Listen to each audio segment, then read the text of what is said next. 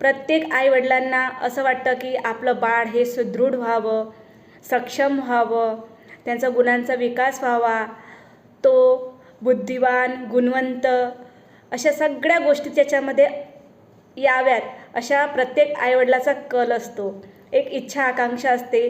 प्रत्येक आईवडील हे आपल्या मुलाला आपल्या मताप्रमाणे, आपल्या विचारांतून घडवतच असतात आणि आजूबाजूचं वातावरण, परिस्थिती ही मुलांना घडवतच असते. परंतु अगदी जन्मापासून ते 4 ते 5 वयातील मुलं हे कसे घडले पाहिजे, त्याच्यावर काय संस्कार झाले पाहिजे, त्यांच्यावर काय इतरांचे परोपकार करण्याची प्रवृत्ती ज्यामध्ये आली पाहिजे, अशा सगळ्या गोष्टींचा विचार आपण करत असतो. तर जो हा जन्मापासूनचा 4 ते 5 वर्षापर्यंतचा कालखंड जो असतो तो अतिशय